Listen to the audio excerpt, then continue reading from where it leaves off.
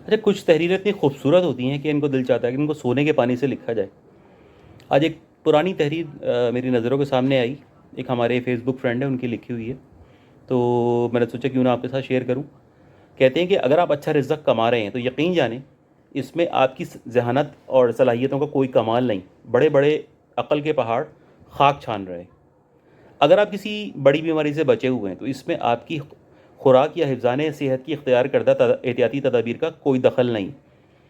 ایسے بہت سے انسانوں سے قبرستان بھرے ہوئے ہیں جو سوائے منرل واٹر کے کوئی پانی نہیں پیتے تھے، مگر پھر اچانک انہیں برین ٹیومر، بلڈ کینسر یا ہیپاٹائٹس سی تشخیص ہوئی اور وہ چند دنوں میں یا چند لمحوں میں ہی دنیا سے کوچ کر گئے.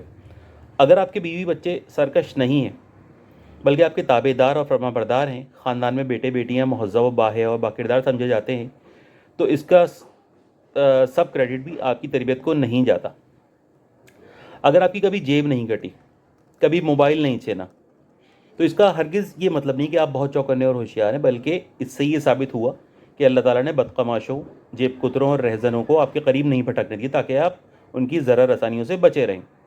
الحمدللہ مجھے مذکورہ بالا تمام نعمتیں میسر ہیں، سوائے اس کے کہ ایک بار حیدرآباد میں ایک پرانا نوکیا کا موبائل میری جیب سے نکل گیا، اور وہ بھی اس لیے کہ میرے ایک عزیز کا موبائل نکل جانے پر میرے دل میں یہ خیال آیا کہ لوگ کیسے مست اور مدہوش ہو کر چلتے ہیں، کوئی ان کا جیب سے موبائل لے اڑے اور انہیں پتہ تک نہیں چلا.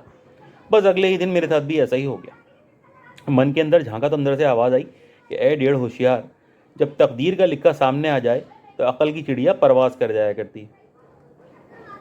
یہ غالباً ہر انسان کی فطرت ہے کہ جب وہ خود دوسروں سے اچھا کما رہا ہو تو یہ سوچنا شروع کر دیتا ہے کہ وہ ضرور اپنے کام میں زیادہ ماہر ہے، اور اپنے آپ کو دوسروں سے زیادہ محنتی، چالاک اور منضبط سمجھنا شروع کر دیتا ہے، دوسروں کو حقیر سمجھنا شروع کر دیتا ہے. جن کو نپت اللہ رزق مل رہا ہے ان پر تنقید کرتا ہے، ان کا مذاق اڑاتا ہے. مگر جب یکلخ وقت کا پہیہ الٹا گھومتا ہے تو اس کو پتہ چل جاتا ہے کہ حقیقت اس کے برعکس تھی جو وہ سمجھ بیٹھا تھا. کہتے ہیں دبئی میں ایک صاحب سے واسطہ پڑا.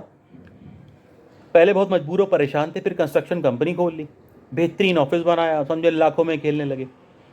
ملاقات کے لیے گیا تو ایک مشترکہ دوست کے بارے میں نے پوچھا جو بیچارے بڑے مفلوق الحال رہا کرتے تھے. تو کہنے لگے کہ وہ تو بڑے کم عقل انسان ہیں، ساری زندگی یوں ہی ایسے میں گزار دی، یہ کام کر لیتے یا وہ کام کر لیتے وغیرہ وغیرہ. خیر کوئی 10-12 سال کا وقفہ آ گیا، ہماری ملاقات نہیں ہوئی. پھر ایک دن کسی کام سے ان کے آفس جانا ہوا تو وہ خود بھی نہیں تھے اور پورا اسٹاف بھی ان کا بدلا ہوا نظر آیا. میں نے موصوف کا نام لے کر پوچھا کہ وہ کہاں گئے. پہلے تو انہی کا آفس تھا، تو بتایا کہ مرحوم ہو چکے ہیں. پھر تفصیل بتائی، وہی کچھ یوں تھی کہ کاروبار میں نقصان ہونے کی وجہ سے پیچھے ہوتے چلے گئے، پھر مقروض اور نادہندہ بن کر جیل پہنچ گئے. چیک باؤنس کیس میں سزا ہوئی اور اسی سزا کے دوران جیل میں ہی انتقال کر گئے، اور اس حال میں کہ فیملی پاکستان میں تھی، نہ وہاں کوئی عزیز و اقارب تھا، نہ کوئی فیملی ممبر. یہ خبر سنتے ہی میرے سامنے 10 سال قبل کا اسی کمرے کا منظر گھوم گیا جہاں یہ گول گھومتی کرسی پر بیٹھ کر مرحوم ایک سادہ خدا مست درویش کی مالی افطری کا مذاق اڑا رہے تھے. بادشاہ کو فقیر بنتے دیر نہیں لگتی، یہ میں نے سن رکھا تھا، لیکن بشش میں خود اس دن دیکھا. اگر کوئی چاہتا ہے کہ اسے رزق کے معاملے میں آزمایا نہ جائے، 3 کام کرے. پہلا یہ کرے کہ جو کچھ مل رہا ہے اسے محض مالک کی عطا سمجھے، نہ کہ اپنی قابلیت کا نتیجہ، اور ساتھ ہی مالک کا شکر بھی بجا لاتا رہے. دوسرا یہ کہ جن کو نپت اللہ رزق مل رہا ہے انہیں حقیر نہ جانے، نہ ان لوگوں سے حسد کرے جن کو چھپر پھاڑ کے رزق میں اثر ہے. یہ سب رزاق کی اپنی تقسیم ہے، اس کے بھید وہی جانے. تیسرا یہ کہ جتنا ہو سکے اپنے رزق میں دوسروں کو شامل کرے، زیادہ ہے تو زیادہ شامل کرے، کم ہے تو کم شامل کرے. سب سے زیادہ حق والدین اور رحم کے رشتوں کا ہے، نانا نانی، دادا دادی، بہنیں اور بھائی ہیں. اس کے بعد خون کے دوسرے رشتے ہیں جیسے خالہ، پھوپھی، چچا، ماموں، چچی وغیرہ. پھر دوسرے قریبی رشتہ دار یا مسکین و لاچار لوگ ہیں. یقین کریں کہ جب بہت سے دعا کے ہاتھ اس کے حق میں اٹھیں گے تو برکت موسلا دھار بارش کی مانند برسے گی، اس کی ٹھنڈی پھوار اس کی زندگی کو گلشن گلشن بنا دے گی.